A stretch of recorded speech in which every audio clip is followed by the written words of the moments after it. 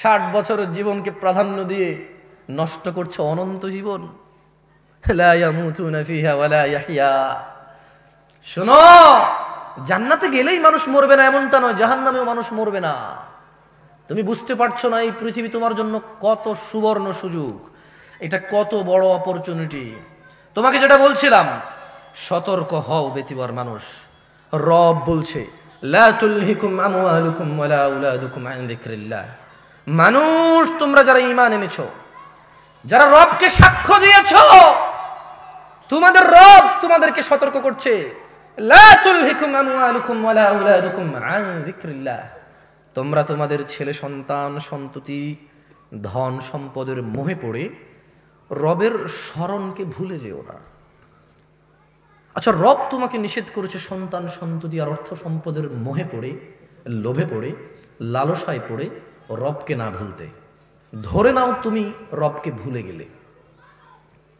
তোমার রবকে ভুলা তোমার কোরআন না জানা, তোমার রবকে ভুলা তুমি তোমার রাসূলের হাদিসগুলোকে গুরুত্ব না দেওয়া, তোমার রবকে ভুলা তোমার মসজিদের অনুপস্থিতি, তোমার রবকে ভুলা তোমার পায়ের নিচে টাকনুর নিচে কাপড়টা বলে, তোমার রবকে ভুলা তোমার দাড়ি শেভ করাকে বলে, তোমার রবকে ভুলা তোমার উত্তেজনা আর উশৃঙ্খলতাকে বলে, তোমার রবকে ভুলা তোমার যাকাত ফাঁকি দেওয়াকে বলে, তোমার রবকে ভুলা তোমার ঘরের স্ত্রীর উপর নির্যাতনা জুলুমকে বলে, তোমার রবকে ভুলা তোমার বাবা মায়ের অবাধ্য হওয়াকে বলে, তোমার রবকে ভুলা মসজিদ ছাড়া অন্য ঘরকে আলোকিত করাকে বলে।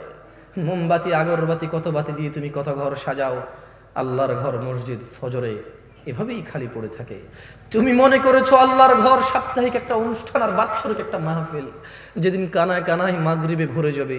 শুক্রবার যেদিন নামাজ শেষ হওয়ার 15 মিনিট পূর্বে মানুষ টয়লেটের সামনে গিয়ে সালাত আদায় করবে। তোমার রবকে ভুলা এটাই প্রমাণ করবে তুয়ার মানুষ। দেখো, আমার কথা তোমার কেমন লাগে তা তো জানি না, তবে শোনো, সেটাই বলবো যা আমার মনে হয় তোমার কাজে আসবে যদি তুমি নিজে গ্রহণ করো। ওই যে বললাম, রব তোমাকে ওয়ার্নিং দিচ্ছে, রব তোমাকে সতর্ক করছে যে শোনো, ছেলে সন্তান সম্পদের পিছে পড়ে আল্লাহকে ভুলে যেও না। তাহলে কি হবে? আল্লাহ নিজে সিদ্ধান্ত দিয়েছে, আল্লাহ মিথ্যা কথা বলে না।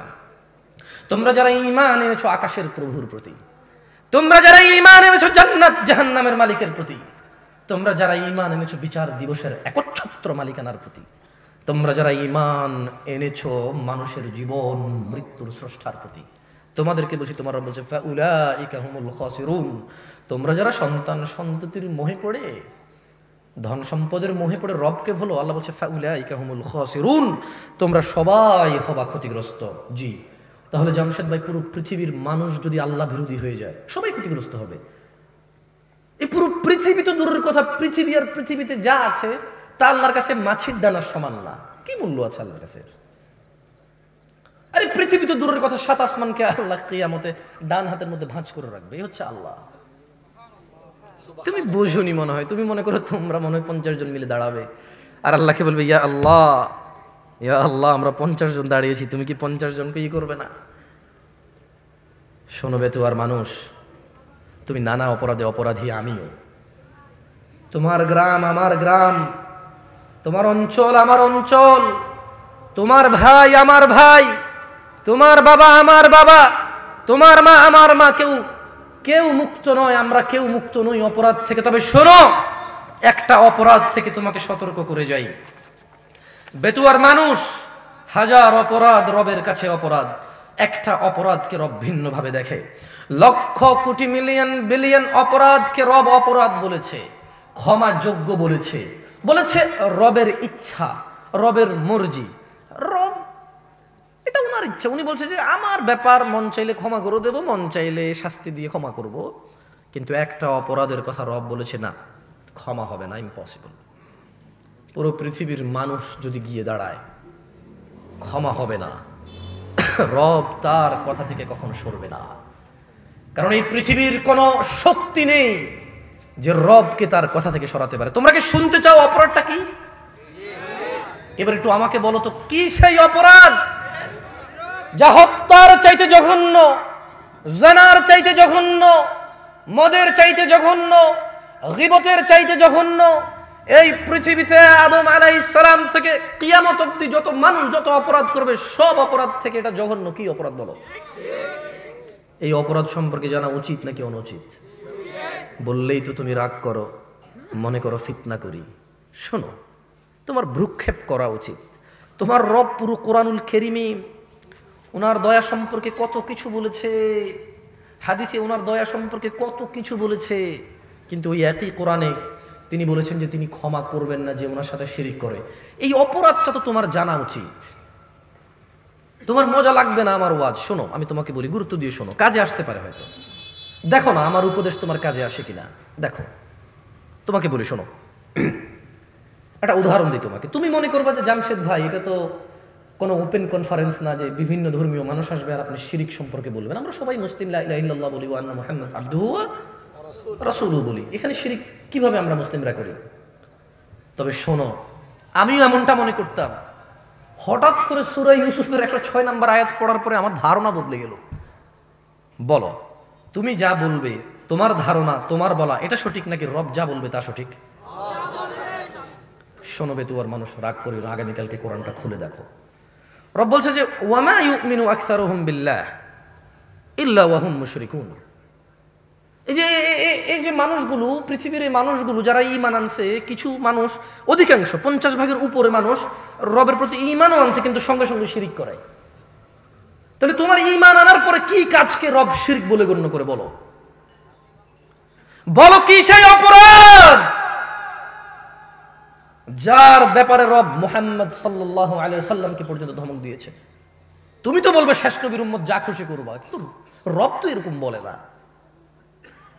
তুমি বলবে শেষ নবীর উম্মত যা করবে করবে, যা বলবে বলবে, কিচ্ছু হবে না শেষ নবীর উম্মত। নবী নিজে তো এই কথা বলে না সাল্লাল্লাহু আলাইহি ওয়াসাল্লাম। তবে শোনো বেতুয়ার মানুষ, মুহাম্মদ সাল্লাল্লাহু আলাইহি ওয়াসাল্লাম জানো উনি কে? মুহাম্মদ সাল্লাল্লাহু আলাইহি ওয়াসাল্লামকে তোমার সাথে একটু পরিচয় করিয়ে দিই না, আমার মতো করে না, রবের মতো করে। কার মতো করে? তুমি বলবে জিন্দা, কেউ বলবে মুর্দা, কেউ বলবে উপস্থিত, কেউ বলবে অনুপস্থিত, কেউ বলবে নূর, কেউ বলবে মাটি, কেউ চেয়ার খালি রাখবে, কেউ পরিপূর্ণ রাখবে। না, তোমার মতো আর আমার মতো করে নয়। মুস্তাফা সাল্লাল্লাহু আলাইহি ওয়াসাল্লামকে রবের মতো করে তোমাকে একটু বুঝাই। দেখো তো পুরো পৃথিবীতে আর মানুষ 10 লক্ষ মানুষ মিলে র্যালি করবে, 10,000 কোটি টাকার স্টেজ করে ঈদে মিলাদুন নবী পালন করবে। দেখো তো রব যেভাবে সম্মান করে তাকে পার করতে পারবে কিনা। দেখো রব কিভাবে সম্মান করেছে রাসূলকে সাল্লাল্লাহু। দেখো মুস্তাফা সাল্লাল্লাহু আলাইহি ওয়াসাল্লাম সম্পর্কে রব বলছে, মুহাম্মদ সাল্লাল্লাহু আলাইহি ওয়াসাল্লাম একটা কাজ করেন। আচ্ছা এই কথাগুলো আমি বলি, এভাবে কোরআনে বলে না, ঠিক আছে? এটা কথা বলার ডায়লগ, ওকে? আমি সেটাই কোরআনের কথা যেটা আমি কোরআন পড়ি ট্রান্সলেশন করি, ওকে? এটা একটা কথা বলার ধরন। আচ্ছা, মুহাম্মদ সাল্লাল্লাহু আলাইহি ওয়াসাল্লামকে আল্লাহ সুবহানাহু ওয়া তাআলা বলছে, কে বলছে? কার রব? আল্লাহ। কার রব? সবার, যিনি প্রতিপালন করে সবকিছুকে, যিনি পালন। লা ইলাহা ইল্লাল্লাহ। শুনুন, বলছে যে কুল, মুহাম্মদ সাল্লাল্লাহু আলাইহি ওয়াসাল্লাম বলুন, আপনার সামনে যে মানুষগুলো আছে, আপনার যে উম্মতরা, এদেরকে বলুন, ইন কুনতুম তুহিব্বুনাল্লাহ, এ মানুষ শুনো, মহিলা এবং পুরুষ শুনো, তুমি কি তোমার রবকে ভালোবাসো? আমরা কি ভালোবাসি? ভালোবাসি। তাহলে শুনুন কিভাবে ভালোবাসতে হবে রবের। এখানে রব মুহাম্মদ সাল্লাল্লাহু আলাইহি ওয়াসাল্লামকে কি মর্যাদা দিয়েছে দেখুন তো। পুরো পৃথিবীর মানুষ মিলে একটা টেকনিক, একটা ক্যাটাগরি, একটা ক্রাইটেরিয়া, একটা কিছু তৈরি করে এত সম্মান দিতে পারবে কিনা? পারবে না, কারণ মানুষের সে ক্ষমতাই নেই। মানুষের কি নাই? যতক্ষণ নিঃশ্বাস চলে বিল্ডিং একটা তুলে ফেলবে, একটা ভেঙে ফেলবে, মসজিদ একটা ভাঙবে, একটা গড়বে, 6 তলা 10 তলা করবে, অথবা মাটির ছন করবে, অথবা মারামারি করবে, মার খাবে, মারবে। এটা যতক্ষণ জীবন থাকে, যতক্ষণ আলটিমেটলি মানুষ হচ্ছে ক্ষমতাহীন। মানুষ কিহীন? একচ্ছত্র মালিকানা কার? যেদিন কোনো মানুষ কোনো মানুষের কোনো কাজে আসবে না, সেদিন কার ক্ষমতা থাকবে? মালিকানা কার থাকবে? তিনি বলছে। তাহলে তিনি যা বলবে তা করতে সক্ষম। তিনি যা বলবে তা করতে কি? শোনো বেতুয়ার মানুষ, রব তোমাকে বলছে, কুল ইন কুনতুম তুহিব্বুনাল্লাহ, ও মুহাম্মদ সাল্লাল্লাহু আলাইহি ওয়াসাল্লাম এদেরকে বলে দিন, তোমরা কি আল্লাহকে ভালোবাসো? তোমরা কি আল্লাহকে ভালোবাসতে চাও? ফাত্তাবিউনি, তাহলে আমি মুহাম্মদ সাল্লাল্লাহু আলাইহি ওয়াসাল্লামের অনুসরণ করো। যে হাতে খাই সে হাতে খাও, যে পায়ে মসজিদে যাই সে পায়ে যাও, যা রবের ইবাদত বলি তাই ইবাদত মনে করো। যখন ঘুমানোর অনুমতি আছে তখন ঘুমানোকে অবৈধ মনে করো না। যখন স্ত্রী সহবাস করা অনুমতি আছে এটাকে অবৈধ মনে করো না। যখন আল্লাহ কোন অকল্যাণের ঘোষণা দেয়নি কাউকে অকল্যাণ মনে করো না। যখন রব ছাড়া কেউ সুস্থতা দাতা নাই, সন্তান দাতা নাই, রিজিক দাতা নাই, হায়াত এবং মৃত্যু দাতা নাই, অন্য কাউকে এটা মনে করবে না। পৃথিবীতে কেউ মুশকিল কুশা নেই। শোনো মানুষ, যদি রবের ভালোবাসা পেতে চাও, যদি রবকে ভালোবাসতে চাও, তবে শোনো, ফাত্তাবিউনি, তাহলে আমি মুহাম্মদ সাল্লাল্লাহু আলাইহি ওয়াসাল্লামের অনুসরণ করো। যেভাবে নামাজ পড়েছি সেভাবে পড়ো, যেভাবে হজ করেছি সেভাবে করো। না, মানুষ দিয়ে মানুষকে যাচাই আর করা যাবে না। এই পৃথিবীতে কোরআন ও হাদিস কোনো বিলুপ্ত প্রাণী নয়, যা চিড়িয়াখানায় পাওয়া যায়। এই পৃথিবীতে কোরআন ও হাদিস প্রত্যেক মসজিদে অথবা লাইব্রেরিতে পাওয়া যায়। সময় এসেছে মানুষ নিজে যতটুকু পারো ততটুকু পড়ো, যতটুকু পারো না ততটুকু শেখো। মানুষ আর ফাঁকি দিও না নিজেকে। মানুষ নিজের আখিরাতকে আর নষ্ট করো না।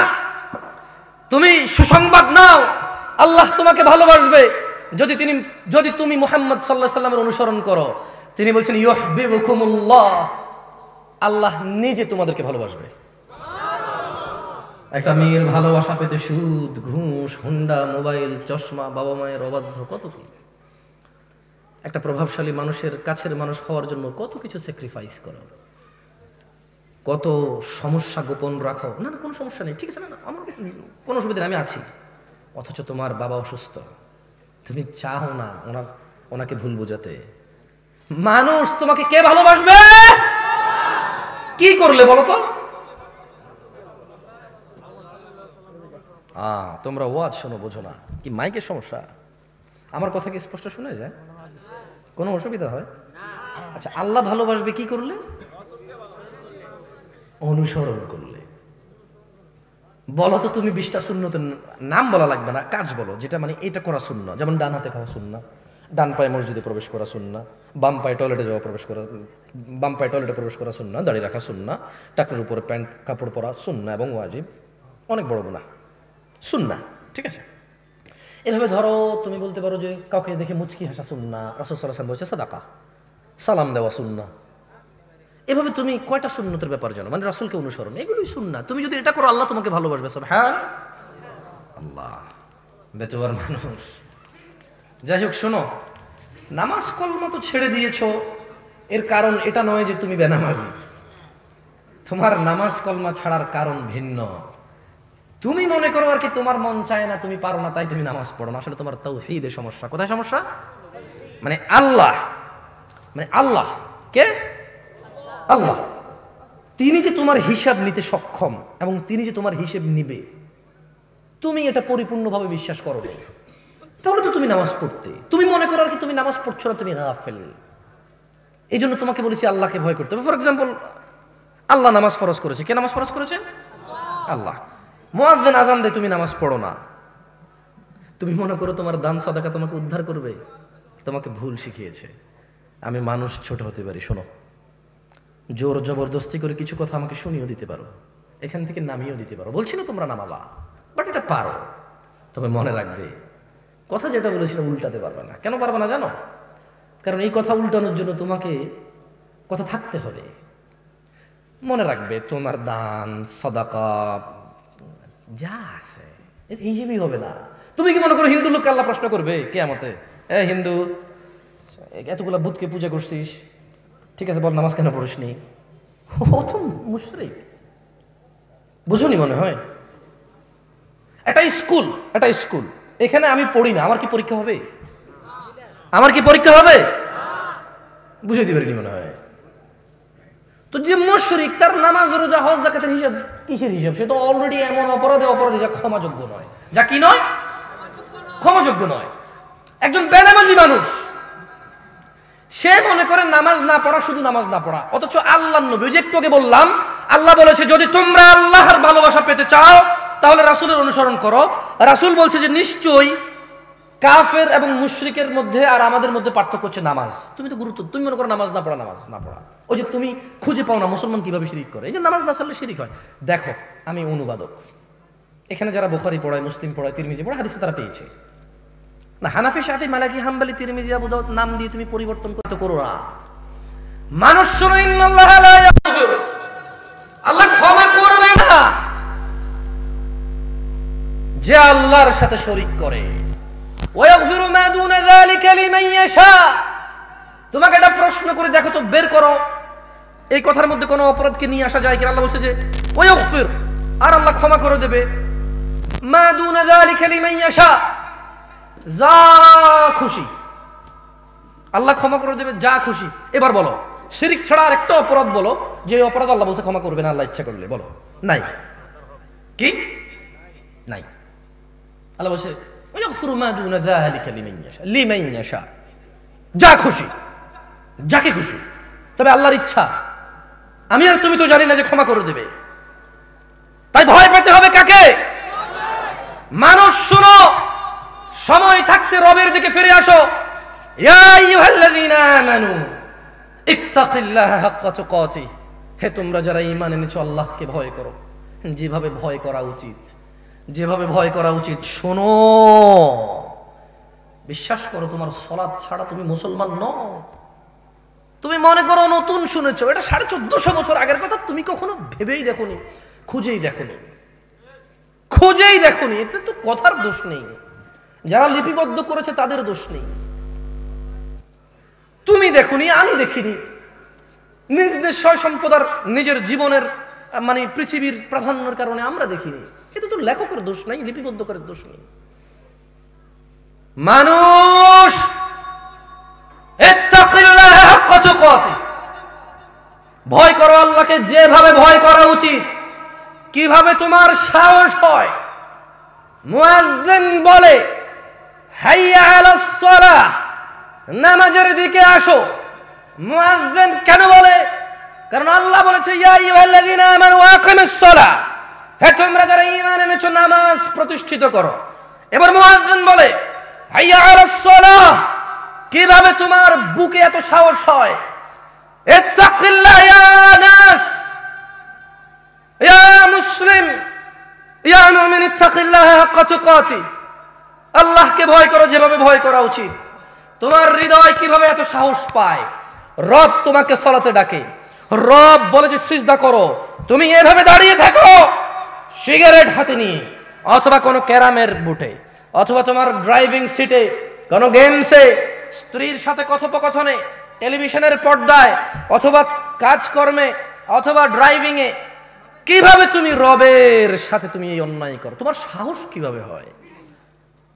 বলো, এটা কি আল্লাহর ভয়? এখানে যদি এখন মাননীয় প্রধানমন্ত্রী শেখ হাসিনা আসে আর বলে যে শোনো, এই এলাকার যত মানুষ এখানে এখন উপস্থিত হবে তারা সবাই বেশি না 2000 টাকা করে পাবে। মানুষ টাকার জন্য, কিছু মানুষ আসবে না কিন্তু দেখতে আসবে প্রধানমন্ত্রীকে। কি করবে? দেখতে আসবে, এবং এটাও দেখতে আসবে যে কত মানুষ এসেছে, এটাও দেখতে আসবে, সত্যায়ন করতে আসবে যে আসলে কি দেয় কিনা, এটাও দেখতে আসবে, মানে পেতেও আসবে। অথচ তোমার রব বলেছে, রব তোমাকে বলেছে যে সালাত তোমার সর্বপ্রথম হিসাব হবে। রব বলেছে ওয়াসজুদ ওয়াকতারিব, মানুষ তুমি সিজদায় আসো, আমার নিকটে হয়ে যাও। তুমি রবের কথা শোনো না। ইত্তাকিল্লাহা হাক্কা তুকাতিহ ইয়া নাস, বেতুয়ার পুরুষ এবং মহিলা, ধনী এবং গরিব, সুস্থ এবং অসুস্থ, আল্লাহকে ভয় করো যেভাবে ভয় করা উচিত।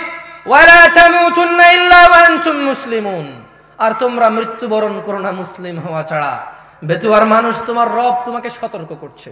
তোমার রব যিনি তোমাকে সৃষ্টি করেছে তুচ্ছ পানি হতে, যিনি তোমাকে মায়ের পেটে দীর্ঘদিন একটা সময় অবকাশ দিয়ে একটা পানি থেকে রক্ত, মাংস, হাড্ডি, সুন্দরতম অবয়বে এই পৃথিবীতে প্রেরণ করেছে, যিনি তোমাকে, বেতুয়ার মানুষ, সেই রব তোমাকে বলছে যে রবকে ভয় করো। বলো, এই পৃথিবীতে কি এমন কেউ আছে যে রবের বিরুদ্ধে আশ্রয় দিতে পারবে? আছে কেউ? যেহেতু রবের বিরুদ্ধে কেউ আশ্রয় দিতে পারে না, তাহলে যেখানে রবের কথা আসবে সেখানে অন্য কারো কথা চলবে না। রবের হুকুম অবাধ্য হওয়া যাবে না মানুষের হুকুমের উপরে। তোমার যদি নিষেধ করার, যদি তোমার মাশাআল্লাহ তুমি নিষেধ করতে পারতেছো, তোমার অতটুকু এখানে ভ্যালু আছে, তুমি করো। যদি না পারো ঘৃণা করে উল্টা হইলেও ফেরো, ওর পিছে পড়ে থাকার দরকার নেই, আল্লাহর হিসাব নিয়ে নেবে, আল্লাহর হিসাব নিয়ে নেবে। ওর অপরাধকে তোমাকে জিজ্ঞেস করবে না। শোনো বেতুয়ার মানুষ, রব তোমাকে ডাকছে ক্ষমার দিকে, শুনবে? শুনবে? কারা কারা আছো আজকে থেকে আল্লাহর কাছে ক্ষমা চাইবে? বলো, চাইবে তো ক্ষমা? বলো, কেউ আছে রব ছাড়া ক্ষমা করার মতো? কেউ আছে রব ছাড়া ক্ষমা করার মতো? বলো, রবের সাথে কথা বলতে কি কোনো মাধ্যম লাগে? বলো, রাত এবং দিনে কোন সময় যখন রব কথা শুনতে পায় না, এমন সময় কি আছে? বলো, তোমার সম্পূর্ণ চাহিদা যদি রব পূরণ করে, তাতে রবের কি কিছু কমে যাবে? বলো, তুমি কার কাছে ফিরে যাবে?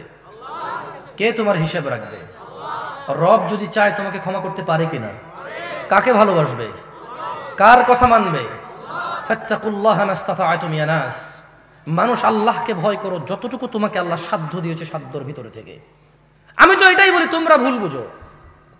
তোমরা মনে করো আমি সরকারের দালাল, তোমরা এরকম মনে করো যে আমি ওয়াহাবি লামাজ, কি কি তোমরা বলো।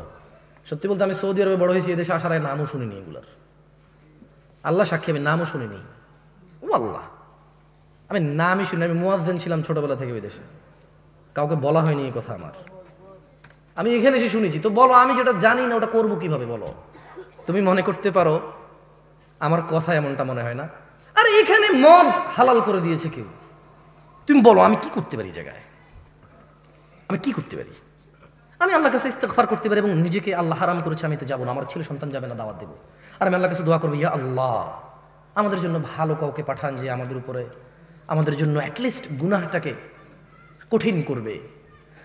আমি তো পারবো না কিছু করতে। তোমাকে নিয়ে আমি রাস্তায় নামতে পারবো, 10টা গাড়ি ভাঙতে পারবো, কিন্তু গাড়িগুলো কার? ওই গাড়িগুলো কার? ওই গাড়িগুলো তো আমার না, আর যে অপরাধ করেছে তারও না। তোমাকে নিয়ে আমি রাস্তায় নেমে রাস্তা জ্যাম করতে পারবো, কিন্তু একজন গুরুতর অসুস্থ মানুষ সে রাস্তা পার হতে পারছে না, পরীক্ষার্থী তার পরীক্ষা দিতে যেতে পারতেছে না। তা আমি কার অপরাধের জন্য কাকে শাস্তি দিব? এজন্য বলেছি বেতুয়ার মানুষ, ফাত্তাকুল্লাহা মাস্তাতা'তুম। আল্লাহ কোরআন কারীমে বলেছে তুমি আল্লাহকে ভয় করো যথাসাধ্য। সাধ্যের বাইরে লা ইউকাল্লিফুল্লাহ নাফসান ইল্লা উসআহা। তোমার এই ভ্রম, তোমার এই ভুলের কারণ তুমি কোরআন পড়ো না। আমি যে খুব বেশি পণ্ডিত হয়ে গেছি তা আমি বলছি না, তবে পড়ে দেখো অবাক লাগে। আল্লাহ বলছে যে লা ইউকাল্লিফুল্লাহু নাফসান ইল্লা উসআহা। আল্লাহ বলছে যে আমি মানুষের সাধ্যের বাইরে ওকে কিছুই চাপাই দিই না। তা আমার দরকার আছে যেটা পারবো না ওটার পিছে পিছে ঘুরান। এরপর আল্লাহ বলছে যে তোমার জন্য যদি কঠিন হয় কিছু, ফাত্তাকুল্লাহ, আল্লাহকে ভয় করো। ভয় করা জরুরি, আল্লাহকে ভয় করা, কিন্তু কতটুকু? মাস্তাতা'তুম, যতটুকু পারো, যতটুকু করলে তোমার ঈমান আমাল, তোমার সুন্দর জীবনের সমস্যা হবে না, তোমার ঈমানের সমস্যা হবে না, আমালের সমস্যা হবে না। বুঝে আসছে না আসেনি? বুঝে আসছে না আসেনি? কাকে ভয় পেতে হবে? বেতুয়ার মানুষ, বেতুয়ার মানুষ। আমি আমার বক্তব্য শেষ করে দেব। এই দেশে হাজার অন্যায়ের নাম আছে, আমি এত অন্যায়ের নামও জানি না। তোমাকে আমি কোন কোন অন্যায় থেকে নিষেধ করব বলো? এই দেশে শিরকি হয় কয়েক হাজার রকমের। এখন তুমি বলবা ও আপনি একলা মানে মাওয়াহিদ একত্ববাদী এসেছেন, আমরা সবাই বসে না। আমি বলছি না, তবে আমি দেখেছি মানুষ ডাব নারকেল নিয়ে বিপদ উদ্ধার হতে যেতে। আমি মানুষকে দেখেছি মর্দুম বা গরু ছাগল নিয়ে আলোকিত কোনো স্থান, যা মসজিদ নয়, মন্দিরও নয়, গির্জাও নয়, ওসব জায়গায় যেতে, এই উদ্দেশ্যে যে তার মৃত্যুর পরে এ তাকে হেল্প করবে, সহযোগিতা করতে পারে। তোমাকে কি দিয়ে বুঝাই? দুঃখ ভরা ক্রান্ত হৃদয় নিয়ে তোমাকে বলি, তোমার কোন অপরাধ, আমার কোন অপরাধ আমি মনে রাখবো? কতটুকুই বা আমার জ্ঞান? শোনো বেতুয়ার মানুষ, মহিলা এবং পুরুষ, যা করেছো করেছো। রবের সুসংবাদ লাগবে? তোমরা আমরা কি অনুতপ্ত? আমরা কি আল্লাহর কাছে লজ্জিত? তাহলে খুশি হয়ে যাও বেতুয়ার মানুষ। অপরাধ অপরাধ, কিন্তু তোমার রবের গুসাকে তোমার অপরাধ ছাড়িয়ে যেতে পারবে না। তোমার রবের রহমতকে তোমার অপরাধ ছাড়িয়ে যেতে পারবে না, তোমার রব আরো দয়া করবে। তুমি কত অপরাধ করবে, তুমি কত অপরাধ করবে মানুষ, তোমার রবের দয়াকে ছাড়িয়ে যেতে পারবে না তোমার অপরাধ। রব আরো দয়ালু, সুবহান। রব তোমাকে ডাকছে ওয়াসারিউ ইলা মাগফিরাতিন মির রাব্বিকুম ওয়া জান্নাতিন আরদুহাস সামাওয়াতু ওয়াল আরদ। আর তোমরা দ্রুত গতিতে আল্লাহর ক্ষমার দিকে আসো। জানাখোর জানা ছেড়ে দাও, মদখোর মদ ছেড়ে দাও। তুমি কখনো ভুলেও এই অন্যায়টা করো না। পৃথিবীর কোনো অপরাধ যাতে তোমার দ্বারা এস্টাবলিশ না হয়, তুমি চলে যাবে, এই অপরাধ যতদিন থাকবে তোমার গুনাহ হবে। মনে রাখবে মানুষ, যা করেছো করেছো, অপরাধীকে সহযোগিতা করো না। মানুষ তুমি আমার কথা ভুলভাবে নিও না, আমি মন থেকে তোমাকে বলছি, তুমি যা করেছো, তুমি আর তোমার রবের মধ্যে এই পুরো পৃথিবীর মানুষ কেউ আসতে পারবে না, তোমার রব আর তুমি। তিনি চাইলে তোমাকে জান্নাতুল ফিরদাউস দিতে পারে, চাইলে তোমাকে জাহান্নামে দিতে পারে, কিন্তু তুমি আর তোমার রবের মধ্যে ওখানে কেউ নেই। বেতুয়ার মানুষ শোনো, রব বলছে তোমরা দ্রুত গতিতে চলে তোমাদের রবের দিকে আসো, তোমাদের রবের ক্ষমার দিকে আসো এবং জান্নাতের দিকে আসো, যার বিস্তৃতি আসমান এবং জমিনের মতো। বেতুয়ার মানুষ, রব তোমাকে ডাকছে, যাবে, রবের দিকে যাবে। যেমনটা একজন নবী বলেছিল, ইন্নী যাহিবু ইলা রাব্বি সায়াহদিন, ইন্নী যাহিবু ইলা রাব্বি। একজন নবী বলেছিল, আমি যাচ্ছি আমার রবের দিকে, সায়াহদিন, তিনি আমাকে হিদায়াত দিবে। তুমি কি রবের দিকে যাবে? তাহলে শোনো, রব তোমাকে ডাকছে রবের ক্ষমার জান্নাতের দিকে, যার প্রশস্ততা আসমান ও জমিনের মতো। উইদ্দাত লিল মুত্তাকিন, যা রব আল্লাহ ভীরু, যারা আল্লাহকে ভয় পায় তাদের জন্য রেখেছে। বেতুয়ার মানুষ, ভয় পাওয়ার কিছু নেই, যা হয়েছে হয়েছে।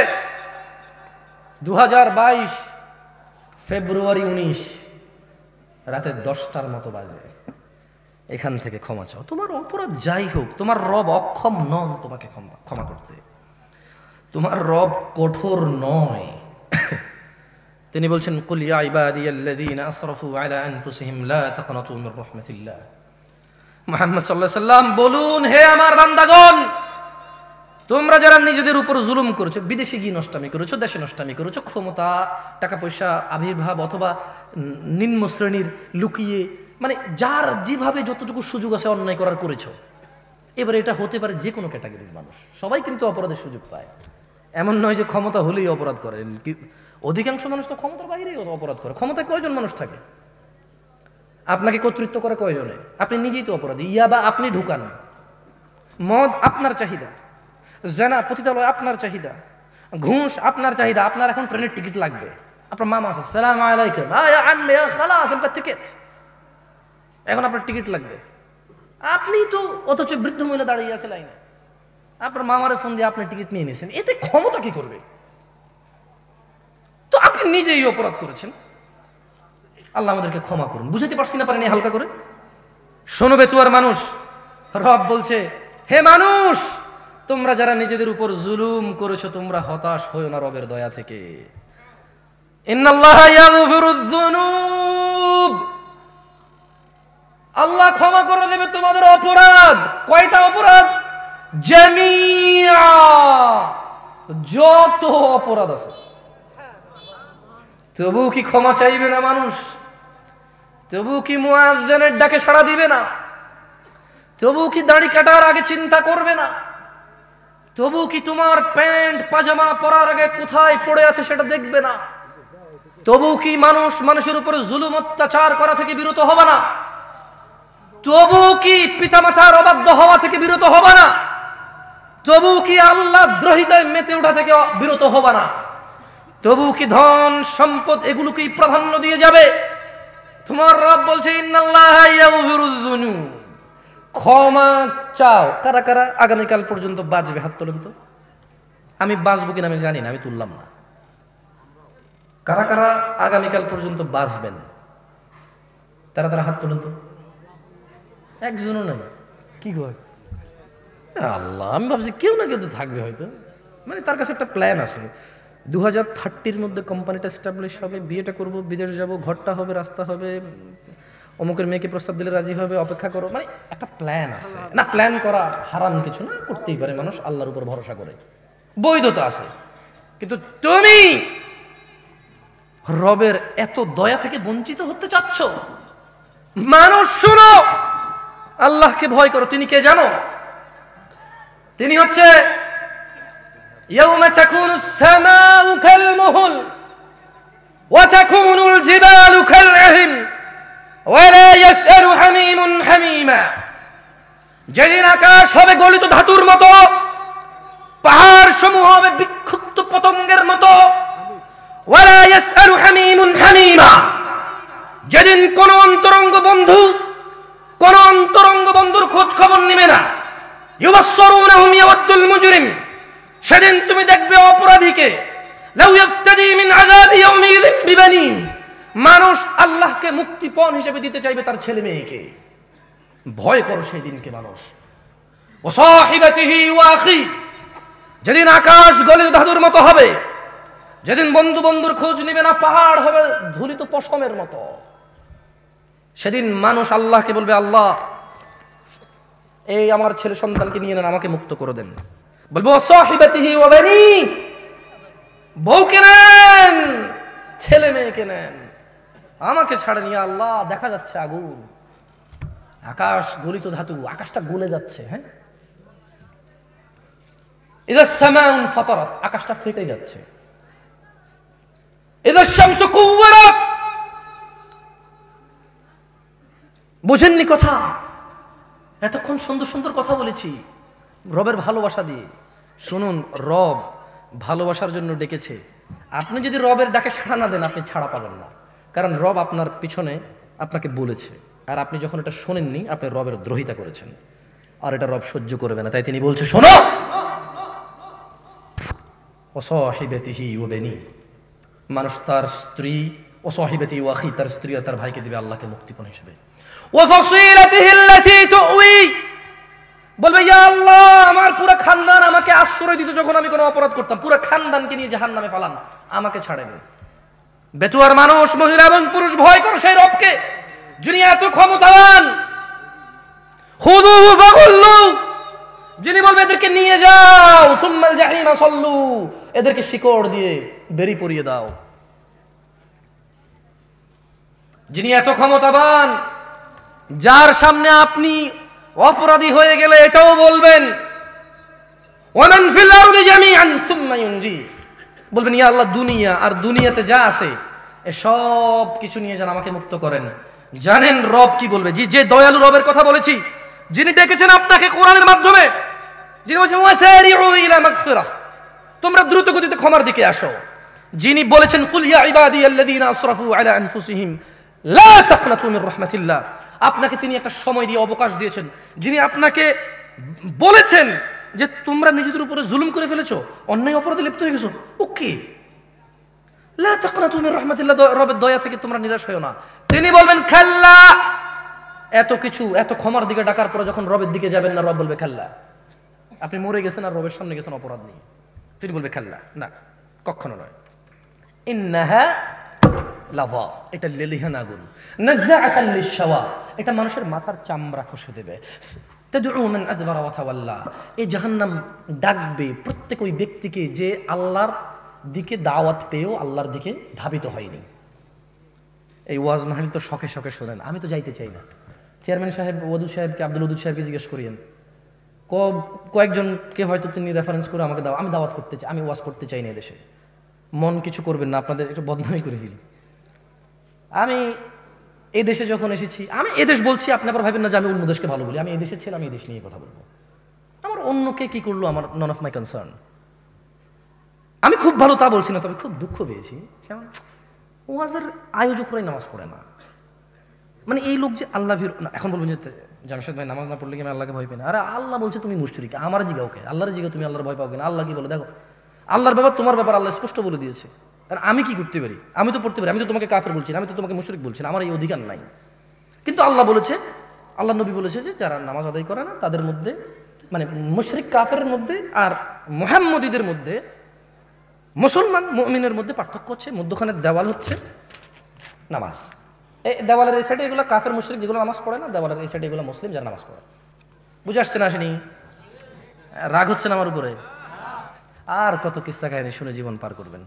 বুঝেন, গত বছর এখানে মাহফিল হয়েছে, হয়তো এই পাড়ায় অনেকগুলো মাহফিল হয়েছে, মুসল্লি তো বাড়েনি, মুসল্লি বাড়েনি। তো তা আমার ওয়াজ করতে মন যায় না, কেন যায় না? খুব বেশিটা বুঝে বলে মনে হয় না মানুষ। সেই ধরেন এখান থেকে যদি চিটাগং রিটার্নের চিন্তা করি, আবার যদি বিমানে করে যদি ঢাকা থেকে চিটাগং যাই, তাও মনে করেন যে 15-16 ঘন্টার জার্নি কম হবে না। বুঝে আসছেন আসেনি?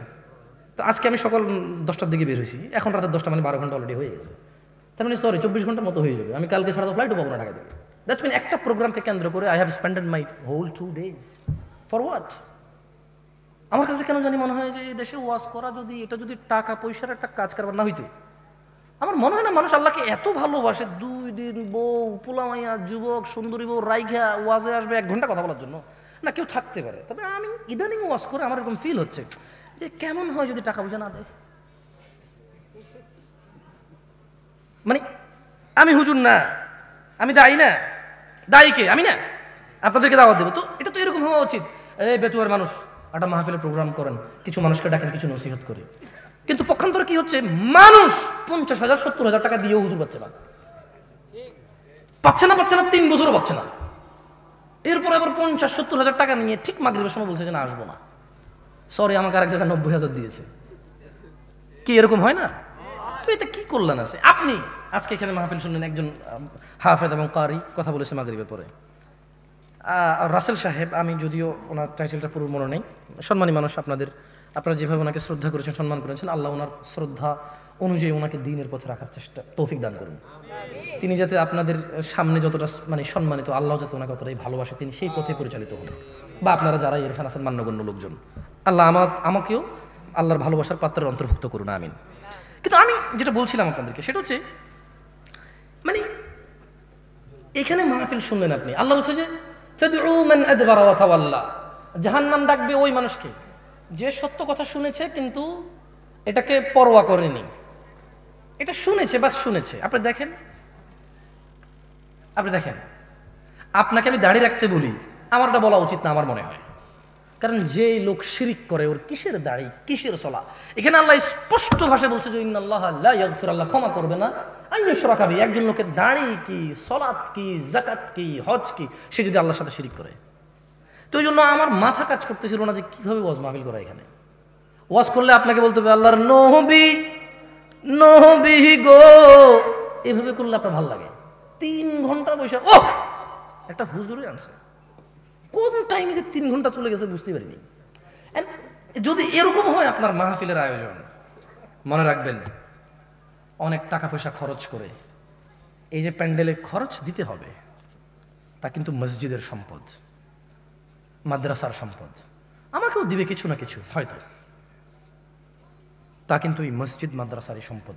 এইটাকে কেন্দ্র করে মাহফিলটা, আমার জীবনের একটা দিন বা 2টা দিন ব্যয় হয়েছে এই মাহফিলকে কেন্দ্র করে। আপনার জীবনের মাগরিব থেকে রাত 10টা-11টা পর্যন্ত ব্যয় হচ্ছে। এটাকে মূল্যবান করে তুলুন। মনে রাখবেন আপনার মৃত্যুর সময় একটা সেকেন্ড পাবেন না। কয়টা সেকেন্ড পাবেন না? তাহলে নিজের জীবনের গুরুত্ব দিন। মানুষ শুনো, যা করেছো বেতুয়ার মানুষ, মহিলা এবং পুরুষ, যত জায়গায় গিয়েছো মসজিদের দিকে ফিরে আসো, মসজিদের দিকে ফিরে আসো মানুষ। وأن المساجد لله فلا تدعوا مع الله أحدا وأن المساجد لله فلا تدعوا مع الله أحدا। এটা আল্লাহর ঘর, মসজিদ আল্লাহর জন্য, এখানে আল্লাহ ব্যতীত অন্য কারো আর ইবাদত করা হবে না। এদিকে ফিরে আসো মানুষ। তোমাকে আরেকটা কথা বলি, আমি আমার মাহফিল শেষ করবো ইনশাআল্লাহ, তবে তুমি শোনো, তোমার কাজে আসে কিনা বেতুয়ার মানুষ, তোমার রব কতটা দয়ালু, অপরাধ নিয়ে চিন্তিত, তোমার অপরাধ নিয়ে তুমি লজ্জিত। মাশাআল্লাহ, তোমার এই লজ্জা আল্লাহ পছন্দ করে। তোমার এই লজ্জা কে পছন্দ করে? তোমার এই চিন্তা কে পছন্দ করে? তোমার এই ব্যথা কে পছন্দ করে? তাই তোমার রব তোমাকে বলছে ইল্লা মান তাব, তবে যে কোনো অপরাধী হোক, তবে মান তাব, যে অপরাধকে ছেড়ে দিয়ে ভালো পথে চলে আসে, ফিরে আসে। তওবা মানে ফিরে আসা। তওবা মানে কি? আমাকে ওই দিন আমার খুব ঘনিষ্ঠ একজন মানুষ, উনি ড্রাইভ করছিল, আমি পাশে বসে ছিলাম, আমাকে বললো যে মতাওয়া, সৌদি আরবে হুজুরদের আমরা যেরকম হুজুর বলি ওর মতাওয়া বলে আর কি। তো উনি আবার দুবাই ছিল, বলে যে মতাওয়া তওবা কিভাবে করবো? আমি খুব পেরেশান হয়ে গেছি যে তওবা কিভাবে করবে। তওবা মানে তো ফিরে আসা। ধরেন আপনি কোনো কাজে লিপ্ত আছেন, মানে যে কোনো কাজ যেটা অপরাধ, যেটা কি তওবা মানে কি বলে দেবো আপনাদের? আপনি কি শিখতে চান তওবা কিভাবে করে? খুব সহজ, কোনো হুজুর লাগবে না, কোনো কোরআন খতম লাগবে না, কোনো কাউকে দাওয়াত দেওয়া লাগবে না। দিন হতে হবে জরুরি নয়, রাত হতে হবে জরুরি নয়, নামাজের সময় হতে হবে জরুরি নয়, জরুরি নয় ওযু থাকতে হবে। তওবা এখন এখানে করা যায়। তওব মানে রিটার্ন। তওব মানে কি? রিটার্ন মানে ফিরে আসা। ধরেন একটা লোক জিনা করে, সে বলে যে না আস্তাগফিরুল্লাহ, আল্লাহ আমাকে ক্ষমা করুন, আমি আর জিনা করব না। এই লোক তওবা করেছে। লোক কি করেছে? এরপরে সে যে তওবা করেছে এটা প্রমাণ হবে কিভাবে? সে যদি আর কোনোদিন আল্লাহকে ভয় করে জিনা না করে। বুঝে আসছে না? আসেনি? মদখোর বললো যে না আমি আর মদ খাবো না, কেন? আল্লাহ এটা অপছন্দ করে। তো এটা কিভাবে মানে তওবা বলে গণ্য হবে? যখন সে আর এই কাজ করবে না, যখন সে আর এই কাজ।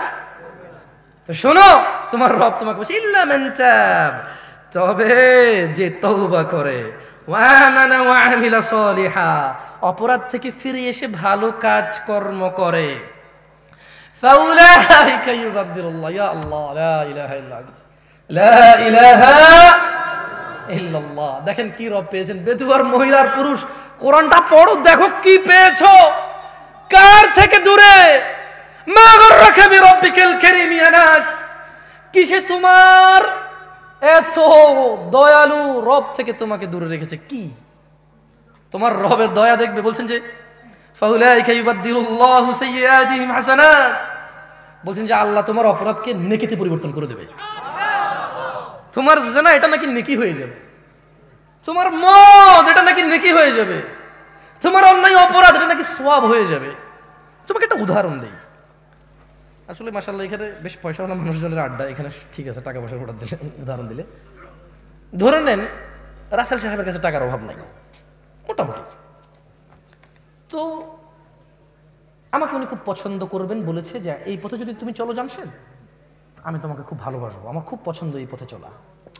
তো ধরে নেন আমি বিপথে চলি, উনি আমাকে পছন্দ করে, কেন জানি হইতে পারে না। কিছু মানুষকে এমনি ভালোবাসে না, অনেকে জিজ্ঞেস করে তুই কি পাইছিস বেটা, এটা নষ্ট, ঠিক না? ঠিক কিনা? তো এখন যার হৃদয়ে আল্লাহ যার জন্য ভালোবাসা দেয়। তো আমি খুব উল্টাপাল্টা চলাফেরা করার পরে একদিন ধরেন কোন একটা কাজ, জায়গা জমি সব বিক্রি করে একটা ভিসার ব্যবসা শুরু করছি। আর যেই লোকের সাথে শুরু করছি ওই লোক আমার সমস্ত টাকা পয়সা যা আমাকে দিয়েছে সবগুলো ধরেন 10 লাখ টাকা জাল টাকা দিয়েছে। কয় লাখ টাকা জাল টাকা দিয়েছে? 10 লাখ। আচ্ছা, এখন আমি খুব লজ্জিত। এবার ধরেন রাসেল সাহেব যাচ্ছে দিক দিয়ে, আমি খুব মানে আগে যেরকম আমি ডোন্ট কেয়ার। কি care? Don't care who is Russell সাহেব। হঠাৎ করে রাসেল সাহেব উনি তো আমাকে ভালোবাসে নিঃস্বার্থভাবে। কিভাবে? আল্লাহ আমাদেরকে কিভাবে ভালোবাসে মনে রাখবেন কি রব পেয়েছেন। এবার রাসেল সাহেব আমাকে বললো যে কি জামশেদ কি হইলো, কি হুন্ডা কই, বাইক কই, গাড়ি কই, হ্যাঁ তারপরে ব্যাস লাইট কই। আমি বললাম যে আসলে ভাইয়া আপনার কাছে সরি বলার জন্য অনেক চেষ্টা করছি, পাই নাই, আমি খুব বিপদে পড়ে গেছি। আচ্ছা বলো কি হয়েছে বলো। ধরুন উনি দেখতেছে যে আমার একটা উজ্জ্বল ভবিষ্যৎ আছে, আমাকে দিয়ে উনি কোনো কাজ লাগাইতে পারবে, উনি দেখতেছে যে সমাজ সংস্কার হবে। তো উনি বললো যে কি হয়েছে। আমি বললাম যে এই 10 লক্ষ টাকা এ আমাকে জাল টাকা দিয়ে চলে গেছে, খোঁজ পাচ্ছি না, এখন আমি বাড়িতে গেলে আমার ঘর দুয়ার যা আছে সব মানুষ উঠে নিয়ে চলে যাবে। তিনি বললেন যে আচ্ছা আমি তোমাকে 10 লাখ টাকার ব্যবস্থা করতেছি, তো তুমি কিন্তু আর এইসব আজে বাজে কাজে যোগ দিবা না, আর ভালো হয়ে চলবা। তো একটা মানুষ যদি ভালোবাসার কারণে কারো 10 লক্ষ টাকা জাল টাকা নিয়ে যদি ওকে আসল টাকা দিতে পারে, আল্লাহ কি মানুষের অপরাধকে নেকিতে পরিবর্তন করতে পারে না? কি রব পেয়েছে মানুষ, কি রব পেয়েছো। কার থেকে দূরে তুমি? তুমি কার কিতাব পড়ো না, তুমি কার কথা পড়ো না, তুমি দেখেছো কখনো তিনি তোমাকে কত ভালোবাসে? তিনি বলছেন ওয়া কানা আল্লাহু গফুরার রহিমা, তিনি বলছেন নিশ্চয়ই আল্লাহ অতীব দয়ালু ক্ষমাশীল। তাহলে তিনি তোমার অপরাধকে নেকিতে পরিবর্তন করবে কখন বলো তো? এই যে তোমরা ওয়াজ শোনো, বুঝো না, ওয়াল্লাহি মুসিবা, ওয়াল্লাহ একটু মনোযোগ দিয়ে শুনতে হবে। ইল্লা মান তাব, তবে যে ব্যক্তি অপরাধ থেকে ফিরে এসে ওয়া আমিলা সালিহা, নেক কাজ করবে, মানে অপরাধ ছেড়ে দিয়ে ভালো কাজ করবে, তার অপরাধকে আল্লাহ কি করবে? কি করবে? কেন নেকিতে পরিবর্তন করবে? ওখান আল্লাহ গফুর রহিমা, কারণ আল্লাহ অতীব দয়ালু ক্ষমাশীল, এই জন্য তিনি এটা করে দিবেন।